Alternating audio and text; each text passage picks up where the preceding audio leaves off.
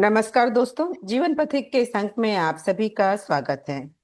मित्रों, पिछले अंक में हमने एक बड़ा ही रोचक विषय लिया था, शुरू किया था, परंतु उसे हम पूरा नहीं कर पाए थे। उसका समापन नहीं हो पाया था क्योंकि विषय रोचक था और लंबा भी था।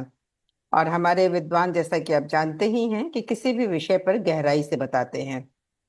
तो वो विषय ये था कि रिलेशनशिप।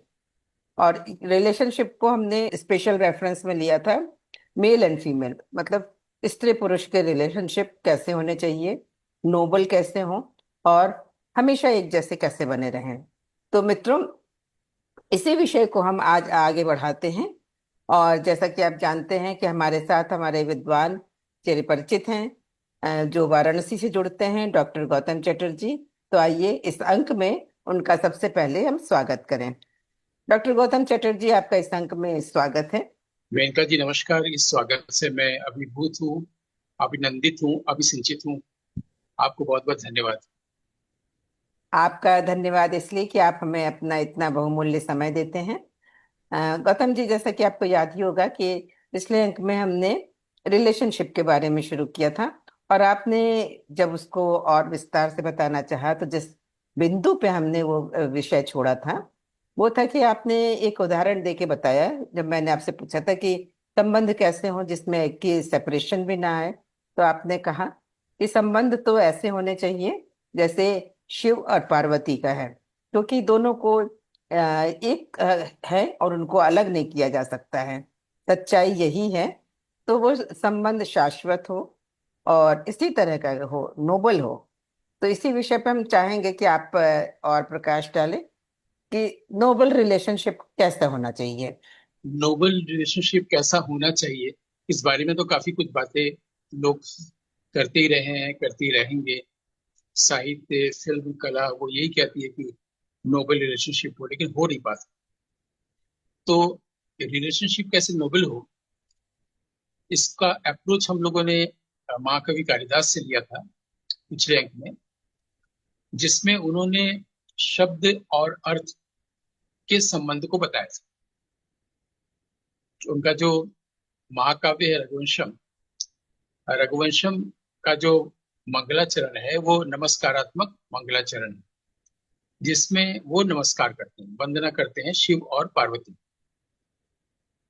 तो नमस्कार करने का उनका ढंग ऐसे है कि वो कहते हैं कि जिस तरह से शब्द और अर्थ एक दूसरे से जुड़े रहते हैं, वैसे शिव और पार्वती एक दूसरे से जुड़े हुए हैं। मैं उन्हें नमस्कार करता हूँ। उनका मंगलाचरण सिर्फ इतना है। संस्कृत में उन्होंने लिखा था, वागर्था विव संपृक्तौ वागर्थ प्रतिपतये जगता पितरौ वंदे। और उसके बाद था कि जो कि शंकर है, शिव है, कई नाम है उनके, इसलिए उन्होंने पार्वती के लिए महादेव कहा था, शंकर कहा था। तो चाहे आप कुछ भी कहें, नटराज भी हम लोग कह सकते हैं। हाँ, तो पितरों का मतलब माता पिता। ये मैंने कहा था कि एक शब्द है द्वंद्व समास में, जिसमें एक ही शब्द से दो अर्थ निकलते हैं, जबकि द्वंद्व का मतलब हम लोग कन्फ्लिक्ट समझते हैं। अगर साहित्य भाषा को अच्छे से पढ़े तो ऐसा है। तो वो कह रहे हैं वागर्थाव्युत का मतलब होता है वाक और अर्थ, शब्द और अर्थ संपृक्त, एक दूसरे से इस तरह से संपृक्त हैं, जुड़े हुए हैं। वैसे ही जुड़े हैं जैसे शंकर और पार्वती या शिव और पार्वती, है ना। तो वो शिव और पार्वती के जुड़ाव को शब्द और अर्थ बता, कि शब्द और अर्थ को अलग आप नहीं कर सकते, क्योंकि मनुष्य शब्द ही बोलता है और शब्द के जरिए अर्थ को ही बोलता है। तो इनको आप अलग नहीं कर सकते, और शब्द की सिद्धि अर्थ से होती है। अगर अर्थ नहीं है तो शब्द की सिद्धि नहीं होगी, और अर्थ की सिद्धि सिद्धि शब्द से होती है। आपको कोई बात, कोई अर्थ कहना है तो शब्द से कहना होगा। तो जिस तरह शब्द और अर्थ जुड़े हुए हैं एक दूसरे से, उसी तरीके से शिव और पार्वती भी जुड़े हुए हैं। वो ये नहीं करें कि जैसे शिव और पार्वती जुड़े हुए हैं वैसे शब्द और अर्थ, दोनों बातें एक ही है। लेकिन हम, उनका मंगलाचरण सिर्फ इतना ही है। मैंने यहां से रोशनी ली थी, प्रकाश लिया था स्त्री पुरुष संबंधों को देखने के लिए। हालांकि मनुष्य संबंधों को देखने के लिए भी कह सकते हैं, लेकिन चूंकि विषय ये है और उसमें भी शिव और पार्वती को हम लोग जब भी देखते हैं तो प्रथम दृष्टया दो लिंग में देखते हैं ना, पुल्लिंग और स्त्रीलिंग। और गहराई से जाने पर पता चलता है कि ऐसा कुछ होता नहीं। तो हमने लाइट वहां से लिया था रघुवंशम के मंगलाचरण से, कि जैसे शब्द और अर्थ को अलग नहीं कर सकते, जैसे शिव और पार्वती को आप अलग नहीं कर सकते, वैसे ही पुरुष स्त्री को भी आप अलग नहीं कर सकते।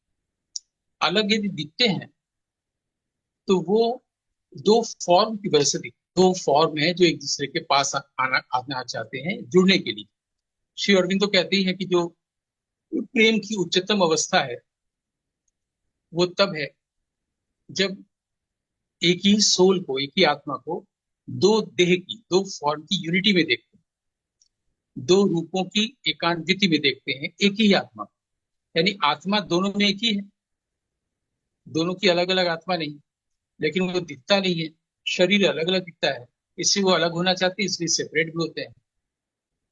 तो फील करने की बात है। अगर आप शिव पार्वती को मानते हैं तो भी आप इसको फील कर सकते हैं, आप मतलब कोई भी। अगर शब्द और अर्थ के संबंध को देखते हैं, वहां भी संबंध वो कभी अलग हो ही नहीं सकते। तो पुरुष स्त्री कैसे अलग हो जाते हैं, तो उसका कारण भी काफी कई बार बोला जा चुका है, कई लोगों ने कहा है, हम लोगों ने भी कई बार चर्चा की होगी। लेकिन मैं उस ऊंचाई से, उस प्रकाश की ऊंचाई से इसको अप्रोच लिया ताकि कुछ नई बात सामने आ सके, है ना। अब सिर्फ स्त्री ही स्त्री रहे दुनिया में, सिर्फ पुरुष ही पुरुष रहे और उनके बीच में कभी श्रृंगारिक संबंध ही ना हो, तो कितना अजीब हो जाएगा ना। सौंदर्य नहीं रहेगा, लालित्य नहीं रहेगा, है ना। बल्कि एक दूसरे से छेड़छाड़ नहीं रहेगी, उलाहना नहीं होगा, रूठना मनाना नहीं होगा। काशी में एक बहुत अच्छे ठुमरी गायक थे जिनको हम लोगों ने प्रत्यक्ष कई बार सुना है, उनका नाम था पंडित महादेव मिश्र। वो जब ठुमरी गाते थे, उसका श्रृंगारिक वर्णन करते थे, तो उनका चेहरा अगर स्त्री का है तो स्त्री जैसा हो जाता था। इसकी आप कल्पना कर सकती हैं, या आप मेरी बात मान सकती हैं, या इसको आप भी जानती हैं कि वो ठुमरी गायक थे, पुरुष थे, लेकिन जब गाते थे किसी स्त्री, कोई स्त्री यदि कह रही है, राधा यदि कह रही है कृष्ण से, तो उनके चेहरे पे लगता था कोई स्त्री कह रही। इतना सुंदर अभिनव भाव होता था उनके चेहरे पर। ऐसी हमारे यहाँ पर एक बागेश्वरी देवी थी यहाँ पर, वो भी ठुमरी गाती थी। वो जब सामान्य रूप से बैठी रहती थी तो लगता था कोई देहाती औरत है। और जैसे ही गाना शुरू करती थी, चेहरे में न जाने कहाँ से, इसको ब्लश करना कहते हैं, श्रृंगार से भरपूर हो जाती थी और इतनी अच्छी गायिका थी। दोनों को मैंने प्रत्यक्ष कई बार सुना। तो महादेव मिश्र जी की एक ठुमरी बहुत हमारे शहर में पॉपुलर रही है और अभी भी पॉपुलर है, वो है उनके मनाए ना मानूंगी। मतलब राधा कह रही है कि कृष्ण हमको कितना भी मनाए, मैं नहीं मानूंगी। अब बस इस भाव में ही कितना सुंदर भाव आगे भी, भले ही वो नहीं मानते हैं, नहीं मानती है, तो कह रही नहीं मानेंगे, लेकिन इतने पर भी कितना श्रृंगार। ऐसे में सेपरेशन की बात कहां से आ सकती है ना। तो आप देखिए, ऐसा भी वो मिलता है जब हम लोग कवियों की दुनिया में जाते हैं, सूर सागर में जाते हैं, भ्रमर गीत में जाते हैं, तो उसमें ऐसा दृश्य भी, ऐसा इमेज भी मिलता है कि श्री कृष्ण लेटे हुए हैं और उनके सीने पर अपना सिर देख के राधा लेटी हुई है। बहुत आराम से दोनों लोग लेटे हुए हैं, लेकिन राधा जब बाई करवट लेती है सीने पर अपने गाल रख के, तो श्री कृष्ण के हृदय में सीने पर एक कौस्तुभ मणि, कौस्तुभ मणि में उनको अपना ही चेहरा, अपना ही अ, जिसको कहते हैं आईने में जैसे अपना ही प्रतिबिंब दिखता है, उसी कौस्तुभ मणि में राधा को अपना ही प्रतिबिंब दिखता है। और वो रूठ जाती है कि दूसरी महिला कौन है। अब श्री कृष्ण उनको कहते हैं भाई ये कोई दूसरी महिला नहीं है, तुम ये, लेकिन वो नहीं मानती, उनके मनाए ना मानूंगी। तो ये जो स्त्रियों का रूठना है, पुरुषों का बनाना है, ये कहाँ से होगा अगर सेपरेशन होगा तो, अगर प्रेम नहीं है ना। दरअसल तो संबंध है, प्रेम है। और ऐसा नहीं बार बार स्त्रियां ही रूठती हैं, पुरुष भी रूठते हैं। उनको पानी लाने के लिए भेजा जंगल में, सीता जी को। अब वहां पर उनकी कई सहेलियां बन गई थी, जंगल में रहते रहते वन में।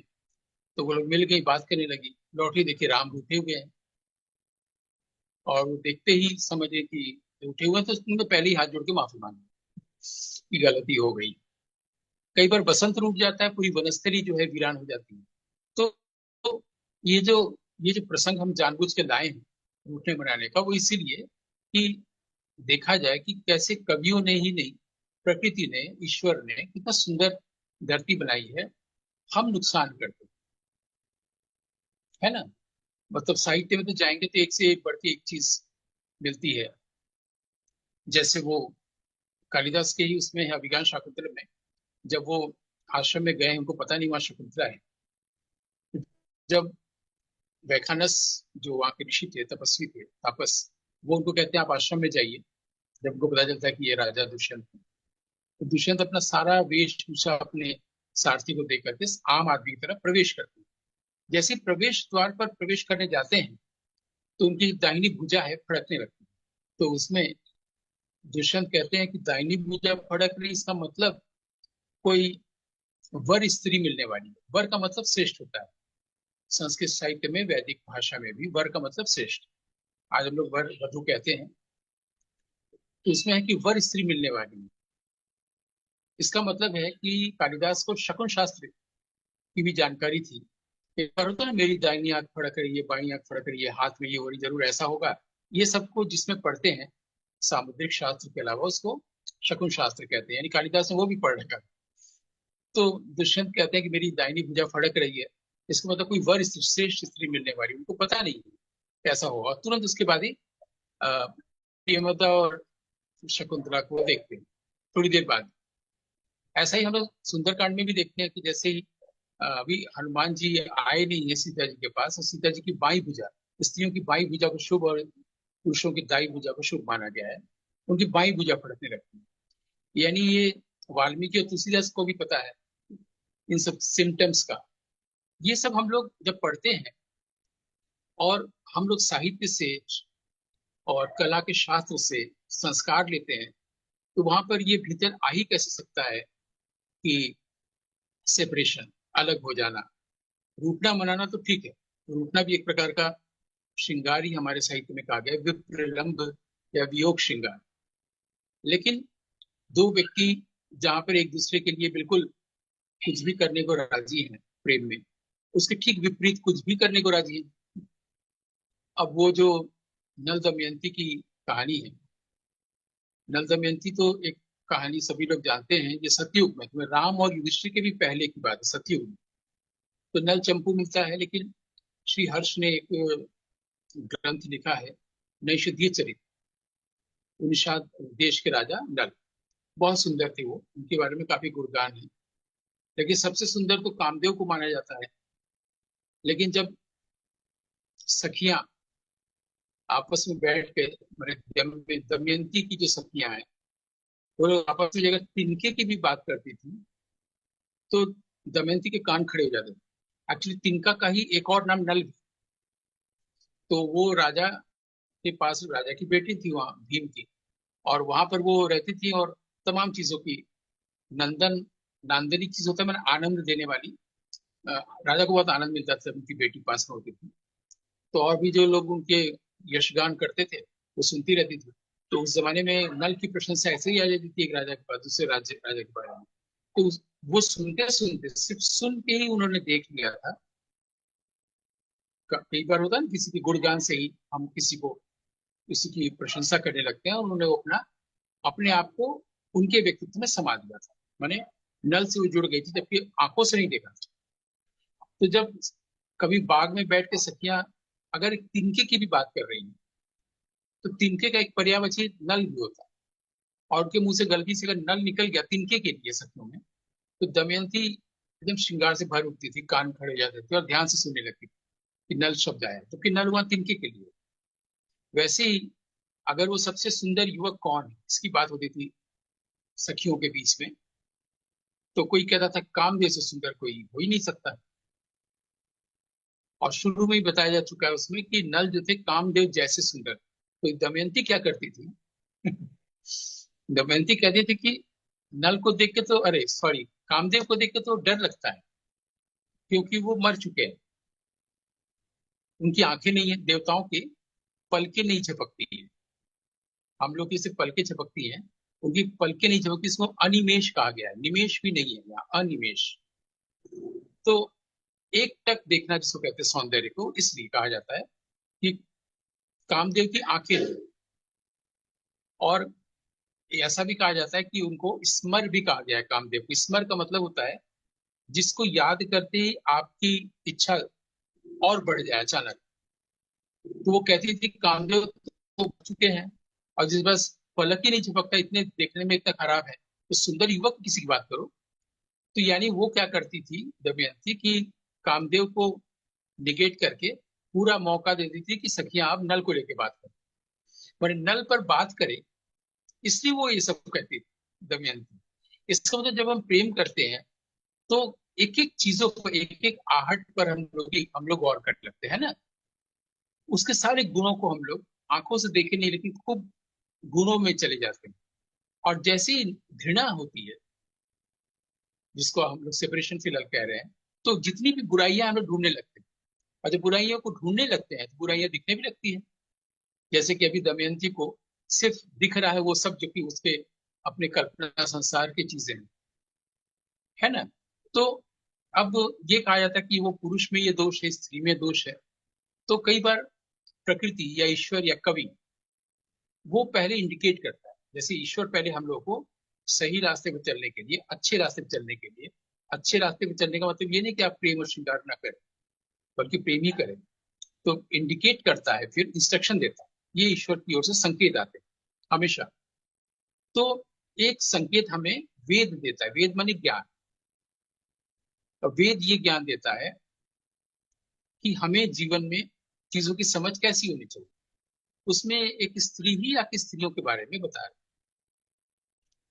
पुरुषों के अपने गुण धर्म है, स्त्रियों के अपने गुण धर्म है। लेकिन जैसा कि कबीर साहब कहते हैं कि स्त्री के रहस्य को स्त्री द्वारा ही जाना जा सकता है। अब स्त्री में क्या रहस्य होता है भगवान जाने, वो ईश्वर ही जान सकता है। बड़े बड़े कवियों ने भी कहा। लेकिन स्त्री के रहस्य को स्त्री से जाना जा सकता है, इस पर वेद इस तरह से मदद करता है कि वहां पर एक स्त्री स्त्रियों के स्वभाव के बारे में बताती है। स्वभाव माने गुण, दोष के बारे में नहीं।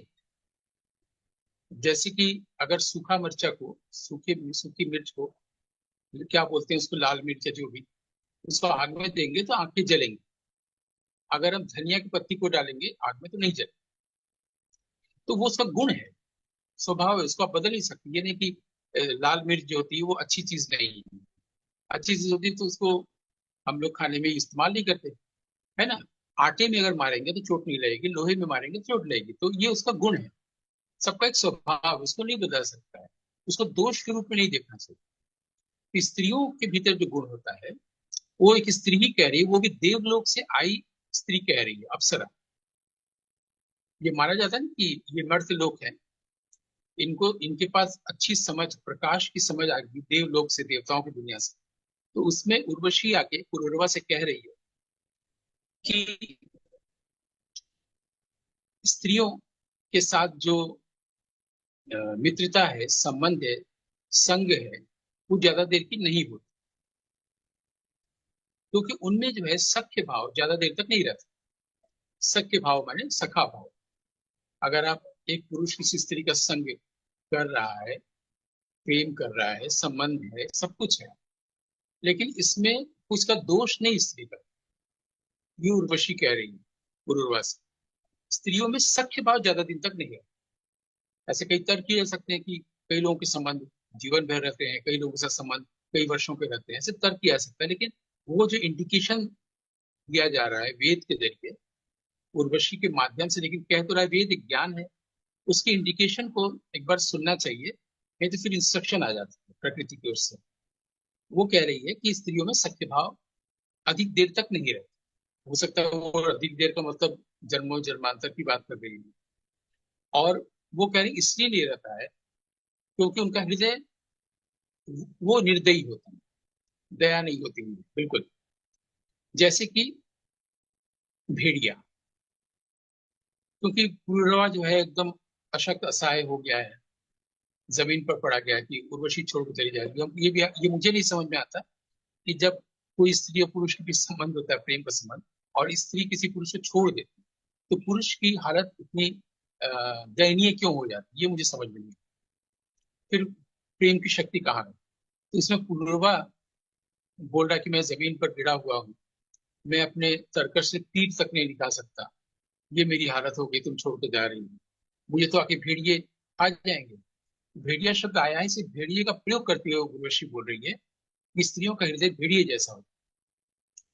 वृक, साला वृक उसमें शब्द आया है, 15वां मंत्र है ये हमारे यहाँ संवाद सूक्त में। पूर्वा उर्वशी संवाद सूक्त जो है 95 नंबर का सूक्त, उसको 15वां मंत्र है ये ऋग्वेद का। उसमें ये आया है कि वो भेड़िए जैसा हृदय होता है, निर्दयी हृदय होता है, उनमें शक के भाव अधिक देर तक नहीं रहता है।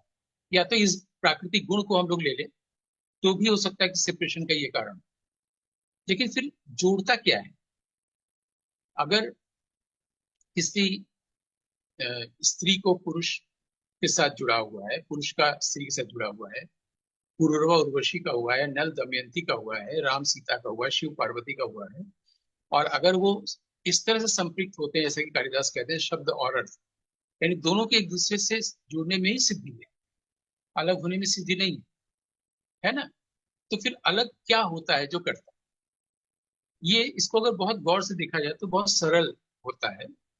वो ये है कि पहले तो दूसरे का जो भाव है वो मन के कारण है।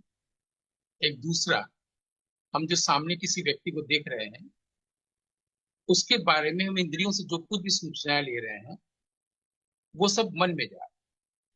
अच्छा, मन के बारे में एक शब्द आया है उसी नैषधीय चरित्र में, मनोभव। मनोभव का मतलब होता है, मनोभाव तो हम सभी लोग जानते हैं, मनोभाव का मतलब ये होता है जब हम इच्छाओं की आज्ञा मानते। जैसे मान लीजिए मुझे अभी कोई क्लास करना है और मेरी इच्छा नहीं हो रही है तो मैं क्लास बंक करूंगा, मेरा मन आज खाना बनाने का नहीं, या खाना खाने का नहीं है, या किसी और चीज का करने का है। हम ठीक वही करेंगे ना, यानी इच्छा के नियंत्रण में है, यानी कि इच्छा के आदेश का पालन करना। तो इच्छा के आदेश का पालन करना माने इच्छा के आदेश का पालन मन कर रहा है। यहाँ पर जानबूझ के मन बोला जा रहा है, मैं नहीं कर रहा हूँ क्योंकि मैं मन नहीं हूँ।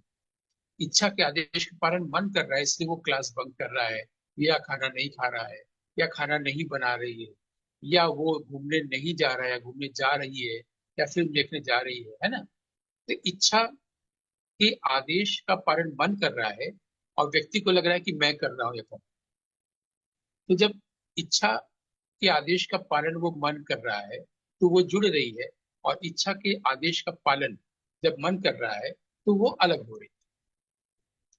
इच्छा के आदेश का पालन जब मन कर रहा है तो वो जुड़ रहा है, इच्छा के आदेश का पालन जब मन कर रहा है तो वो अलग हो रहा है।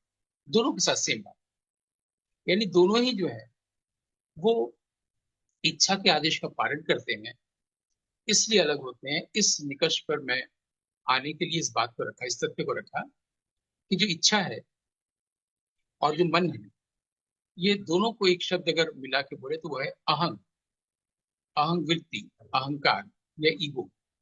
ईगो का मतलब यही नहीं होता है कि वो लोगों की तरफ नजर उठा के नहीं देखता, या वो दूसरों को बिल्कुल तुच्छ समझती है, या अपने आप को बहुत पढ़ा लिखा मानता है, अपने आप को वो बहुत ज्ञानी समझता है, या अपने आप को बहुत ही अमीर, या वो राजा की बेटी समझती है, या आप जैसे फिल्मों में दिखाते हैं, है ना? तो ये जो, इसको ईगो नहीं कहा जा रहा है।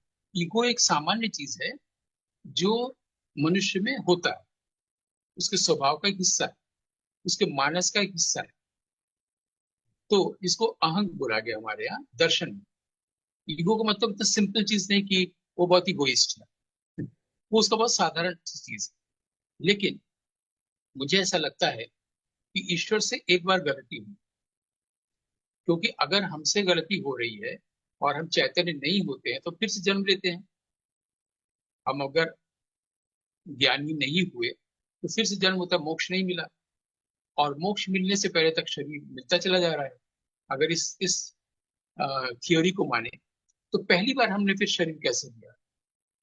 पहली बार हमने शरीर लिया, यानी हम शरीर जो नहीं है, हम शरीर मन अहंकार बुद्धि नहीं है, हम आत्मा है। तो आत्मा ने पहली बार शरीर कैसे लिया? यानी आत्मा से कोई गलती हुई होगी। गलती ये हुई होगी, जिस जो कि पहले भी शायद बड़े लोग कह गए हैं, आत्मा की इच्छा हुई कि वो इस दुनिया को, संसार को, सबको देखे, अपने प्रतिबिंब को देखे, और वो जैसी शरीर लिया, शरीर का गुण धर्म आ गया, मन, बुद्धि, अहंकार, इंद्रियां, और पूरा वर्ल्ड, कामना, कामदेव, है ना, आदि आदि।